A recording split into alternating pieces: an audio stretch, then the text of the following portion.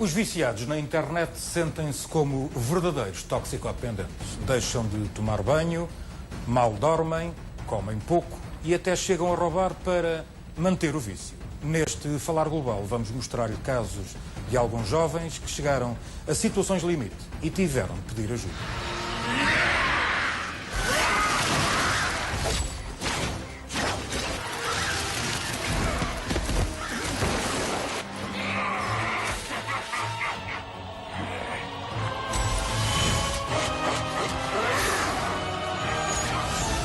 Das 6 horas que passava ao computador não era 100% a jogar. Porque aí está, eu chegava a um ponto, se já não queria jogar mais, não tinha nada para fazer, então ia para o YouTube. Pronto. Ia ver vídeos, mas era sobre o jogo.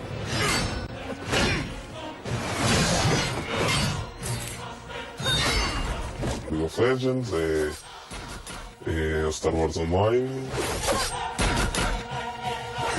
Um jovem que nos dizia que vivia como um dependente de drogas, porque não tomava banho, não respeitava os horários de sono, porque jogava online, o problema dele era o gaming, e tinha que jogar com pessoas de diferentes países, portanto com diferentes fusos horários. Portanto, ele geria o dia e a noite, no fundo as 24 horas, em função dos jogos e da disponibilidade para os jogos. Dormia quando não conseguia mais, portanto, tanto podia dormir às 3 da manhã como às 3 da tarde, era indiferente. Passava demasiado tempo, pronto, também por causa disso não estudava. Quando eu tenho uma criança, um jovem, um adulto, que não só pensa no jogo quando está a jogar, mas também no jogo que jogou, no jogo que irá jogar. Quando há a tentativa de retirar por parte de terceiros o videojogo, normalmente verifica-se uma reação mais agressiva, nomeadamente em relação a esta tentativa.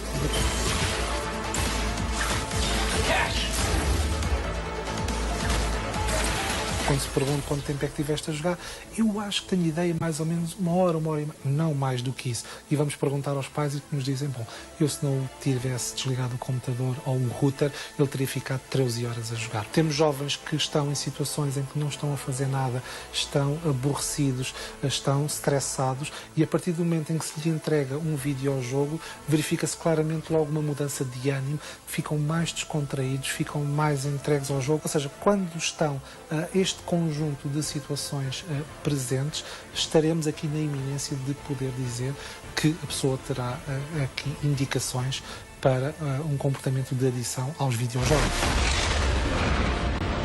Quando interfere com os estudos, com a gestão do tempo livre, com as relações familiares, com as relações de amizade, quando as esferas e os diferentes papéis do indivíduo, ou neste caso dos jovens, estão afetados, podemos dizer que estamos a falar de um uso problemático da internet, quando passa a ser esse o foco principal da vida e não todo o outro funcionamento que é suposto e que é normativo no período da adolescência, por exemplo.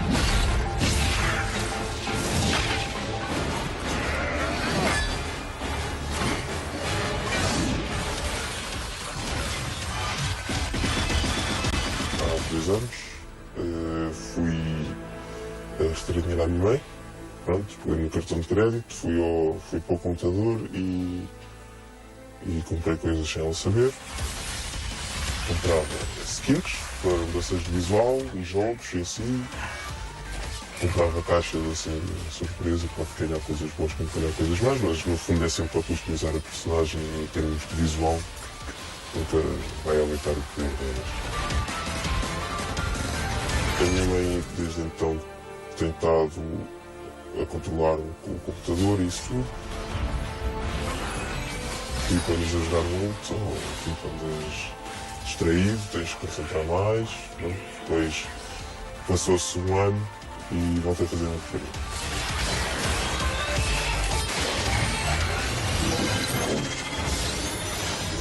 Depois, em junho deste ano, a minha mãe apanhou-me a tirar dinheiro à minha avó.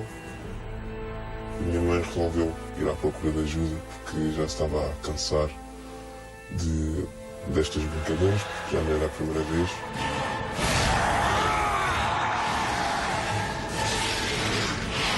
No mínimo 500.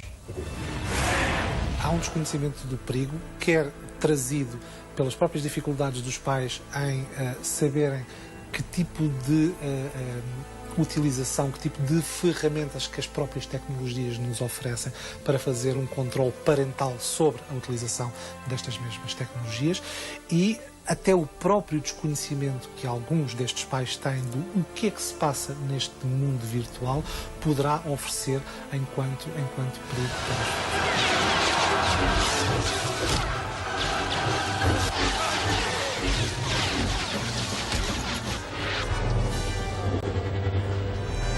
Se eu não tivesse dinheiro, talvez eu iria continuar a fazer aquilo que estava a fazer, porque não tinha grandes restrições, então acho que no fundo ia voltar sempre à mesma coisa. No momento em que estava a fazer, não tinha. Pronto, não percebia o que acabava a fazer, passado meia hora, uma hora, aí caía uma ficha e eu percebia. Claro, fiz bosta. Na dependência do álcool ou das drogas, nós trabalhamos com os utentes tendo em vista uma abstinência total da substância.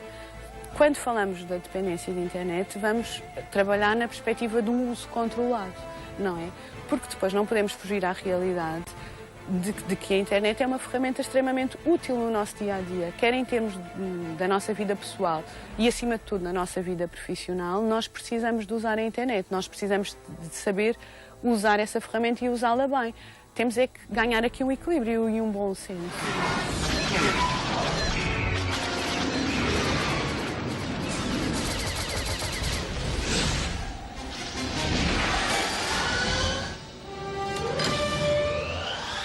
Agora, vendo sim, acho que não compensa nada. É simplesmente uma forma de estragar o futuro.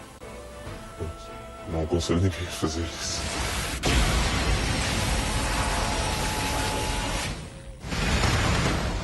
Professor Daniel Sampaio, tal como vimos na peça, a pergunta que se impõe neste momento é perceber se um dependente online é uma pessoa tão doente quanto um toxicodependente ou até um alcoólico. Ainda não. Nós ainda não consideramos a dependência online uma patologia psiquiátrica. Portanto, na última classificação das doenças mentais, que é 2013, foi um assunto que foi discutido, se devíamos incluir as dependências da internet como doença. A investigação decidiu que não.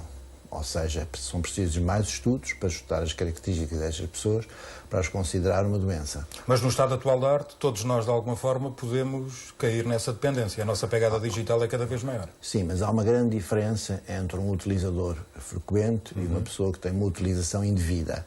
Essa é que é aquilo que é preciso fazer essa diferença, porque a internet é uma coisa boa.